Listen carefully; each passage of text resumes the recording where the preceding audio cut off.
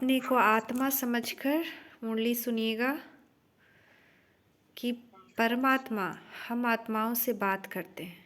बाबा कहते हैं, मीठे बच्चे जी बाबा, भक्तों पर जब भीड़ पड़ी है, कब भीड़ पड़ती है? जब धर्म की ग्लानि होती है। यदा यदा ही धर्मस्य ग्लानिर्भवति भारत। भक्तों पर जब भीड़ पड़ी है, विपदा आई है, तब बाप आए हैं ज्ञान से गति सद्गति करने। प्रश्न है, विक्रमाजीत कौन बनते हैं? विक्रमाजीत बनने वालों की निशानी क्या होगी? उत्तर, विक्रमाजीत वही बनते हैं जो कर्म, अकर्म और विकर्म की गति को जान श्रेष्ठ कर्म करते हैं। विक्रमाजीत बनने वाले कभी भी कर्म कूटते नहीं, उनके कर्म विकर्म नहीं बनते।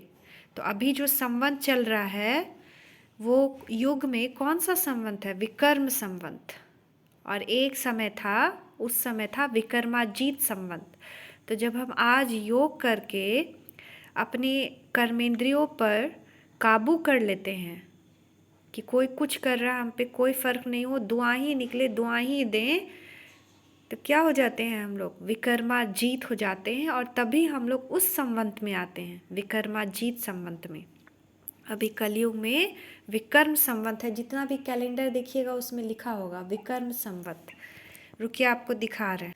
तो इस समय बाप डबल सर्विस कौन सी करते हैं? उत्तर, आत्मा और शरीर दोनों को पावन भी बनाते हैं और फिर अपने साथ वापस घर भी ले जाते हैं। चरित्र एक बाप के हैं, मनुष्य के हो नहीं सकते। तो मनुष्य नहीं किसी को पावन बना सकता। साधु संत कितना भी पूजा पाठ कराए, पावन नहीं बना सकता। अगर पावन बना सकता, भक्ति और पूजा से पावन बन सकते, गंगा में नहाने से पावन बन सकते, तो दुख ही नहीं बढ़ता दुनिया में। आज का गीत है ओम नमः शिवाय, ओम शांति। यह गीत बच्चों ने सुना। जो भी भक्ति मार्ग वाले वह ऐसे गीत गाते हैं। घोर अंधियारे से उजियारा चाहते हैं और दुख से छूटने की पुकार करते रहते हैं। तुम हो शिव वंशी ब्रह्म कुमार कुमारियाँ। यह तो समझने की बात है। इतने बच्चे कुख वंशावली तो हो नहीं सकते। अब ब्रह्म कुमारियाँ कितने हैं? लाखों में हैं। तो वो तो कोख से पैदा नहीं हो सकते, वो मुख वंशावली, इसलिए पावन है। दुनिया में और जो ब्राह्मण हैं वो क्या होते हैं? वो गर्भ से पैदा होते हैं, इसलिए वो पतित हैं, क्योंकि वो काम विकार से पैदा होते हैं। श्री कृष्ण को इतनी रानियां अथवा बच्चे नहीं थे। गीता का भगवान तो राजयोग सिखलाते हैं, तो जरूर मुख वंशावली होंगे। प्रजापिता अक्षर तो नामी ग्रामी है। हर शास्त्र में है कि प्रजापिता के द्वारा सृष्टि की रचना हुई। तो कैसे हुई सृष्टि की रचना? मुख के द्वारा हुई। इनके मुख से बाप आकर ब्राह्मण धर्म रचते हैं। तो शिव बाबा ब्रह्मा तन में आकर ब्राह्मण धर्म की रचना करते हैं। प्रजापिता नाम बाप का सौंपता है। अब तुम प्रैक्टिकल में उस बाप के बने हो। वह तो कह देते हैं श्री कृष्ण भी भगवान थे, शिव भी भगवान थे। रुद्र भगवान के बदले श्री कृष्ण का नाम डाल दिया है। तो जो यज्ञ हुआ था, अश्वमेघ राजसूय यज्ञ, उसका रियल नाम क्या है? रुद्र अश्वमेघ यज्ञ। तो वो रुद्र नाम गायब कर दिया है।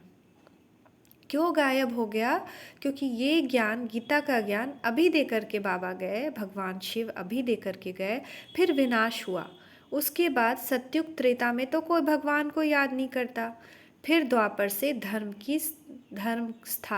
स्टार्ट होता है, पूजा पाठ स्टार्ट होता है। उसके 200-300 साल बाद ही धर्म ग्रंथ लिखे जाते हैं। वो कुछ पन्ना धरती के अंदर से अभी का लिखा हुआ निकल कर आता है। ये सब ड्रामा में नूंद है कि ये सब पन्ना निकलेगा, ऐसे ऐसे धर्म ग्रंथ बनेगा, लेकिन उससे होता कुछ नहीं। क्योंकि वो जो सत्य है वो आटे में नमक के बराबर सत्य ही पता चल पाता है। क्योंकि फटा फुटा पन्ना, एक पन्ना निकला, बाकी जोड़ तोड़ के कहानी बना दिया। कहते भी है शंकर पार्वती, रुद्र पार्वती नहीं कहेंगे, कभी भी रुद्र पार्वती नहीं कहते, शंकर पार्वती कहते हैं। शिव शंकर महादेव कहते हैं। क्यों कहते हैं शिव शंकर? क्योंकि जो हम लोग हैं तपस्वी हैं, सबसे बड़े तपस्वी कौन बने? ब्रह्मा बने सबसे बड़े तपस्वी, तभी उनको सबसे बड़ा पद मिला पहले राजकुमार का, सतयुग का पहला राजकुमार कृष्ण। तो उस शंकर के तन में शिव आए, इसलिए उनको कहा गया शिव शंकर। लेकिन ऐसे नहीं कि शिव ही शंकर हैं, नहीं, शिव नहीं शंकर हैं। अब श्री कृष्ण को रुद्र व शंकर तो नहीं कहेंगे। भक्त गाते हैं परंतु भगवान को नहीं जानते। अब भगवान को जानते ही नहीं है, मान लीजिए हम किसी को जानते नहीं हैं और उसको याद करते रहें तो उसका क्या फ़ायदा होगा? उस तक तो वो हमारी पूजा या अर्चना नहीं पहुँचेगी। वास्तव में भारत में वास्तव में सच्चे सच्चे भक्त वह हैं जो पूज्य थे, वही अब पुजारी बने। तो सच्चे भगवान के भक्त कौन हैं? जो सतयुग में पूज्य थे और अब वही पुजारी बने, वही भगवान के सच्चे भक्त हैं। उनमें भी नंबरवार है, तुम्हारे में भी नंबरवार है। जैसे क्लास में सब एक जैसा एफर्ट नहीं करता है, कोई फर्स्ट आता है, कोई लास्ट आता है, वैसे ये योग में भी कोई कम एफर्ट करता है, कोई जी जान लगाता है, कोई बहुत आगे निकल जाता है। तुम हो ब्राह्मण, वह है शूद्र जो ये ज्ञान लिए अपने आप को शुद्ध बनाए, 5 विकार से अपने आप को फ्री किए, वो ब्राह्मण है। और बाकी जो ये ज्ञान नहीं लिए, जो 5 विकार में हैं, वो शूद्र हैं। देवता धन वाले ही बहुत दुखी होते हैं। देवता धन वाले ही क्यों बहुत दुखी होते हैं? क्योंकि उन्हें बहुत सुख देखा है। बहुत सारी आत्मा अभी नई नई भी आई है, तो वो मान लीजिए वो 1 जन्म या 2 जन्म या 5 जन्म लेती है, तो 2.5 जन्म तो वो सुख भोगेगी, 2.5 जन्म के बाद ही वो दुख भोगेगी। इसलिए सबको सेम कष्ट नहीं होता।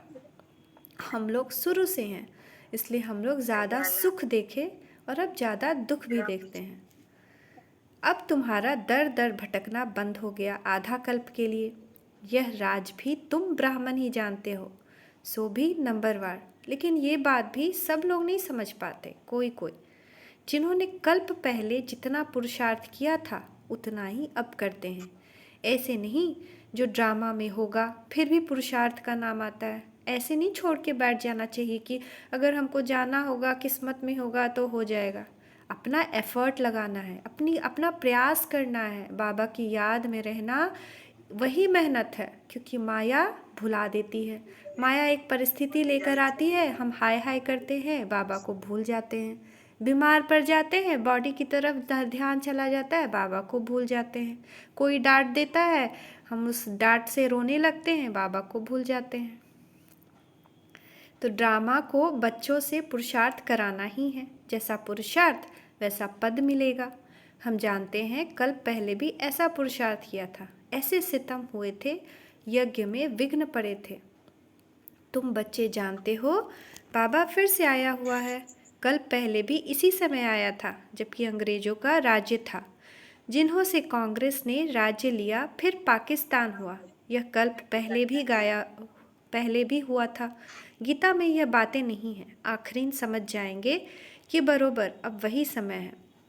कोई कोई समझते हैं कि ईश्वर आ गया, अब महाभारी लड़ाई लगेगी तो भगवान आया था। कहते ठीक है, सिर्फ नाम बदल दिया है, शिव के बदले कृष्ण का नाम डाल दिया है। रुद्र नाम लेवे तो समझे कि ठीक है। रुद्र ने ज्ञान यज्ञ रचा था जिससे दुनिया की विपदा टली थी। यह भी धीरे धीरे तुम्हारे द्वारा पता लग जाएगा। इसमें अभी समय पड़ा है, नहीं तो यहाँ ऐसी भीड़ मच जाए कि तुम पढ़ भी ना सको। इतना भीड़ हो जाएगा चारों तरफ कि हम लोग आराम से पढ़ नहीं सकते। यह भीड़ का कायदा नहीं। अगर सबको पता चल जाए, अगर सच में सबको ये ज्ञान हो जाए कि भगवान आ गए हैं, तो कितना भीड़ हो जाएगा।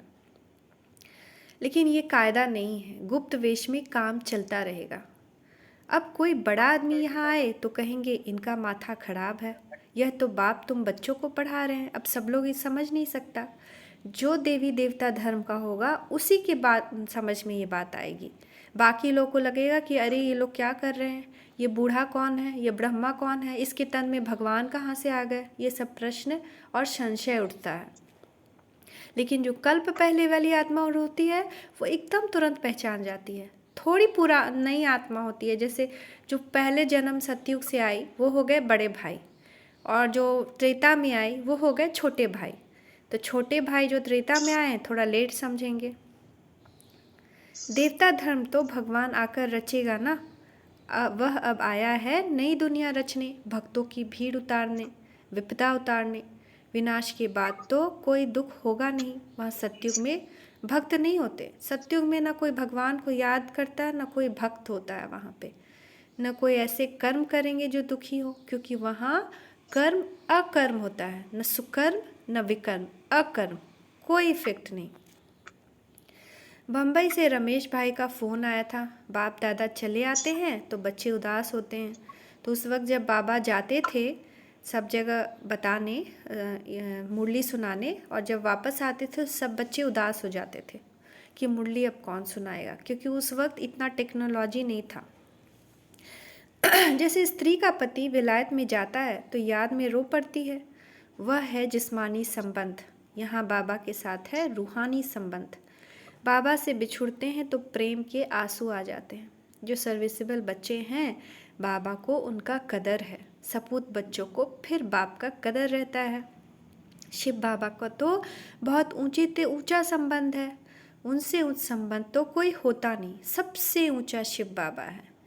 शिव बाबा तो बच्चों को अपने से भी ऊंच बनाते हैं, त्रिलोकी नाथ बनाते हैं। बाबा कहते हैं कि तुम मेरे बच्चे हो तो इस परम धाम के भी तुम मालिक हो, फिर तुम स्वर्ग लोक के मालिक हो, फिर तुम त्रेता के मालिक हो, सूक्ष्म वतन के मालिक हो। तो त्रिलोकी नाथ बनाते हैं, त्रिकालदर्शी बनाते हैं।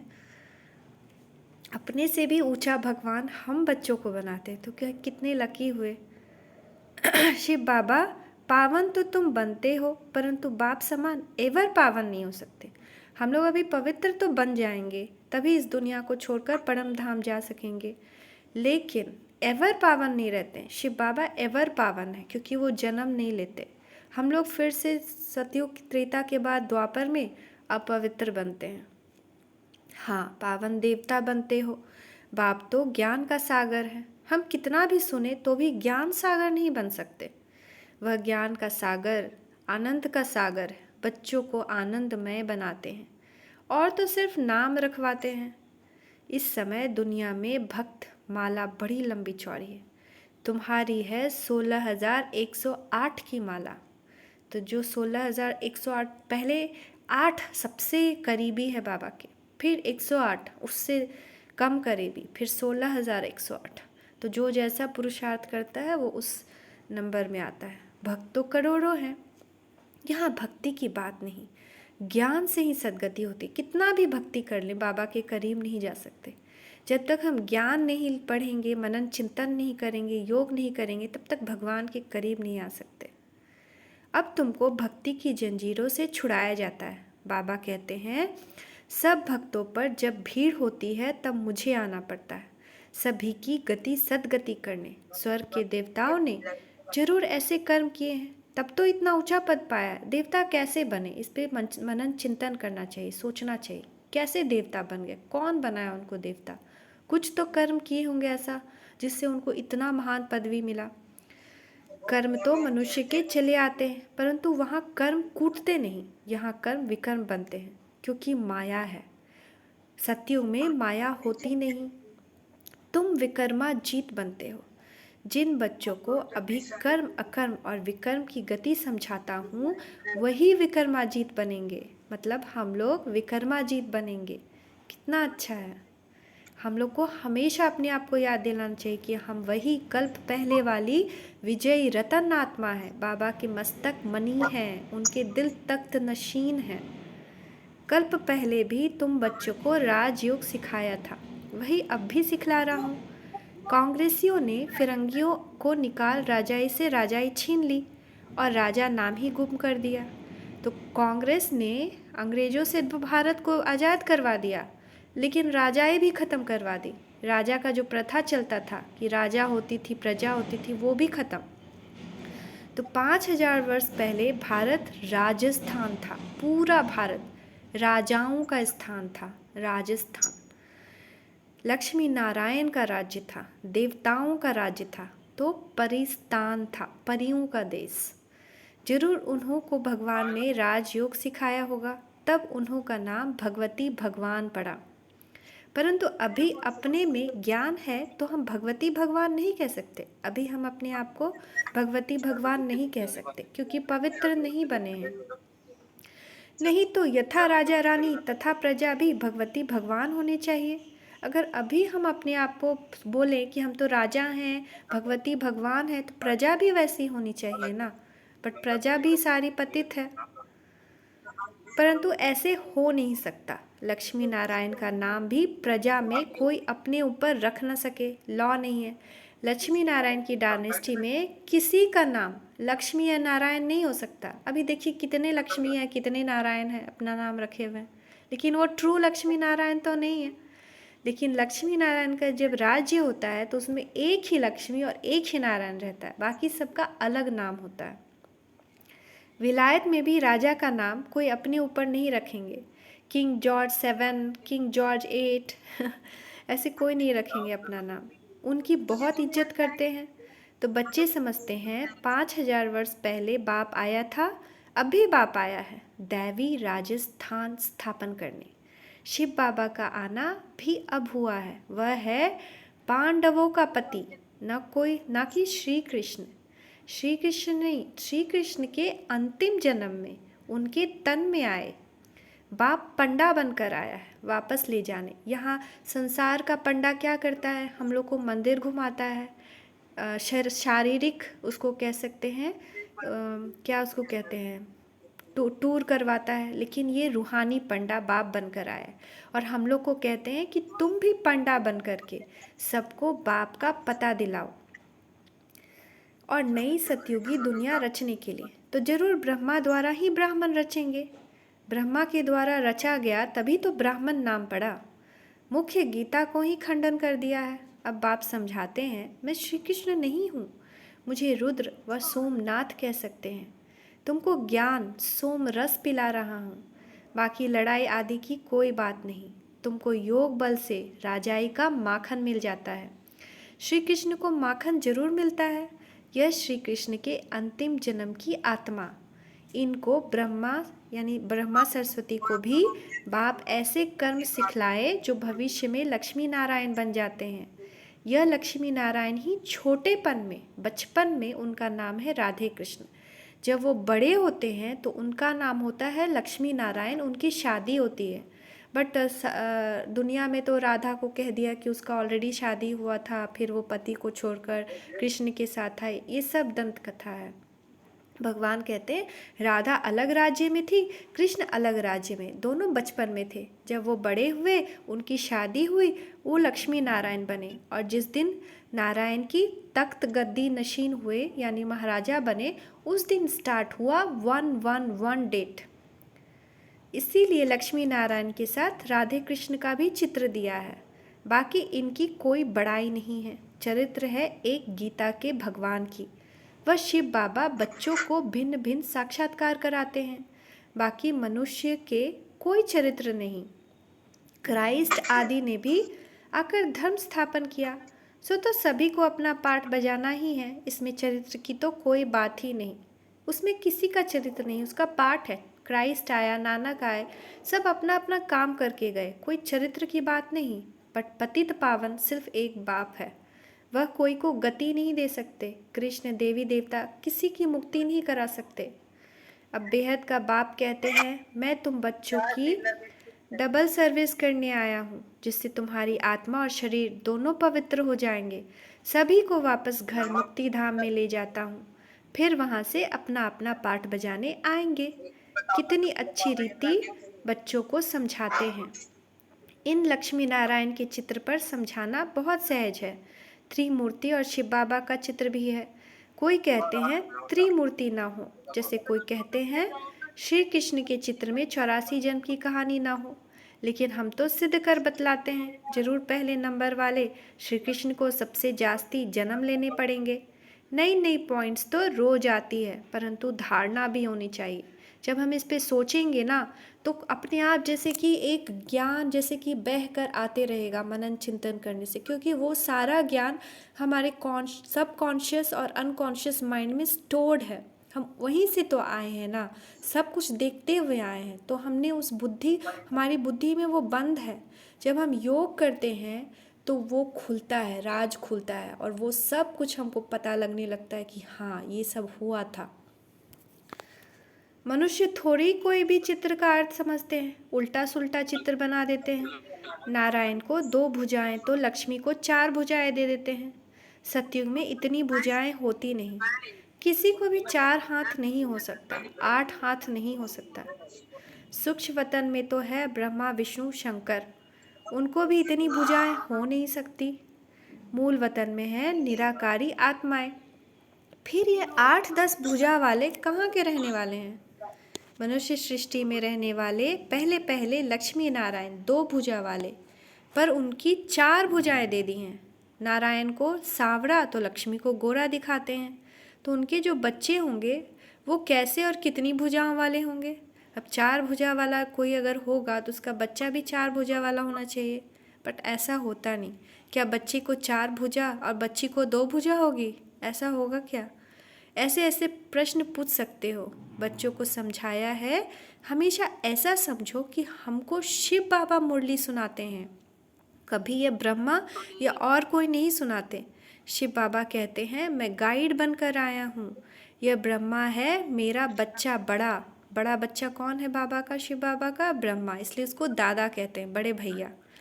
कहते हैं त्रिमूर्ति ब्रह्मा, त्रिमूर्ति शंकर या विष्णु को नहीं कहेंगे, महादेव शंकर को कहते हैं।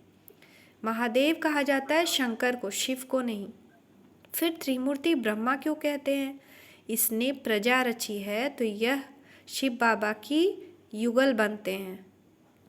तो डिफरेंट शंकर और विष्णु को वन्नी नहीं कहेंगे। यह बहुत वंडरफुल बातें समझने की हैं। यहाँ सिर्फ बाप और वर्षे को याद करना है, बस इसमें ही मेहनत है। अभी तुम कितने समझदार बनते हो, बेहद के बाप द्वारा बेहद के मालिक बनते हो। यह धरती, यह आसमान सब तुम्हारा हो जाएगा, कितना सुंदर राज्य होगा। ब्रह्मांड भी तुम्हारा हो जाएगा, ऑल माइटी ऑथोरिटी राज्य होगा, वन गवर्नमेंट। जब सूर्यवंशी गवर्नमेंट थी तो चंद्रवंशी नहीं थी, फिर चंद्रवंशी होते हैं तो सूर्यवंशी नहीं, वो पास्ट हो गया, ड्रामा पलट गया। ये बड़ी वंडरफुल बातें हैं। बच्चों को कितना खुशी का पारा चढ़ना चाहिए। बेहद के बाप से हम बेहद का वर्षा जरूर लेंगे। उस पति को कितना याद करते हैं, वो तो पतियों का पति है, उसको कितना याद करते हैं। यह बेहद की बादशाही देने वाला है। ऐसे पतियों के पति को कितना याद करना पड़े, कितना भारी प्राप्ति होता है। वह तुम कोई से कभी भीख नहीं मांगते हो, वहाँ पे कोई को किसी से कुछ मांगना नहीं पड़ता, वहाँ गरीब होते नहीं। बेहद का बाप भारत की झोली भर देते हैं, सारा जमीन का हीरा पन्ना जवाहरात इस विनाश में सब बाहर आएगा। लक्ष्मी नारायण के राज्य को गोल्डन एज कहा जाता है, अब है आयरन एज। फर्क देखो कितना है। बाप कहते हैं मैं बच्चों को राजयोग सिखला रहा हूँ। तुम सो देवी देवता थे, फिर त्रेता में क्षत्रिय, द्वापर में वैश्य और कलयुग में शूद्र बने, अब फिर सो ब्राह्मण बने हो, फिर सो देवता बनेंगे। इस 84 के चक्र को तुम याद करो। चित्रों पर समझाना बहुत सहज है। जब देवी देवताओं का राज्य था तो कोई और राज्य नहीं था, एक ही राज्य था, बहुत थोड़े थे। उसको कहा जाता है स्वर्ग। वहाँ पवित्रता भी थी, सुख शांति भी थी। पुनर्जन्म लेते लेते अब नीचे आ गए हैं। 84 जन्म भी इन्होंने ही लिए हैं। यही तमो प्रधान बन जाते हैं, फिर उन्हों को ही सतो प्रधान होना है। बट सतो प्रधान कैसे बनेंगे? जरूर कोई बनाने वाला, सिखलाने वाला चाहिए। सिवाय बाप परमपिता परमात्मा के कोई सिखला ना सके। तुम जानते हो शिव बाबा ब्रह्मा के बहुत जन्मों के अंत में इनमें प्रवेश करते हैं, कितना साफ करके समझाते हैं। अच्छा, मीठे मीठे सिखी लदे बच्चों प्रति माता पिता बाप दादा का याद प्यार गुड मॉर्निंग। रूहानी बाप की रूहानी बच्चों को नमस्ते। रूहानी बच्चों की रूहानी माता पिता बाप दादा को याद प्यार गुड मॉर्निंग। नमस्ते बाबा नमस्ते, शुक्रिया बाबा शुक्रिया। धारणा के लिए मुख्य सार, एक बाप से ही सर्व रूहानी संबंध रखने हैं। सर्विसेबल बच्चों का कदर रखना है। आप समान बनाने की सेवा करनी है। बेहद बाप द्वारा हमें बेहद विश्व का राज्य भाग मिल रहा है। धरती आसमान सब पर हमारा अधिकार होगा। इस नशे और खुशी में रहना है। बाप और वर्षे को याद करना है। आज का वरदान है, मीठे बच्चे, बालक और मालिकपन के बैलेंस से पुरुषार्थ और सेवा में सदा सफलता मूर्त भव।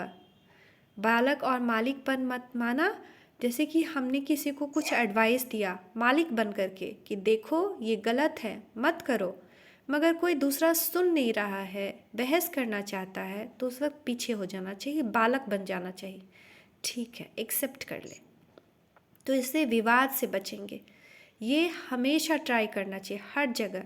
अगर कहीं पे भी विवाद है, पहले कोई गलत है तो उसको समझाएं एक बार मालिक बन करके, लेकिन फिर बालक बन करके पीछे हट जाए, एक्सेप्ट कर लें। ठीक है, सदा यह नशा रखो कि बेहद बाप और बेहद वर्षे का बालक सो मालिक हूँ। तो एक और क्या है कि बाबा के हम बालक हैं, लेकिन बाबा हमको विश्व का मालिक बनाते हैं। तो हम बाबा के पास बालक हैं और विश्व के मालिक हैं। जब कोई राय देनी हो, प्लान सोचना है, कार्य करना है, तो मालिक होकर करो। और जब मेजॉरिटी द्वारा या निमित्त बनी आत्मा द्वारा कोई भी बात फाइनल हो जाती है, घर में सब लोग मिलकर एक डिसीजन पे आ गए जो आपको पसंद नहीं है, उस समय बालक बन जाओ।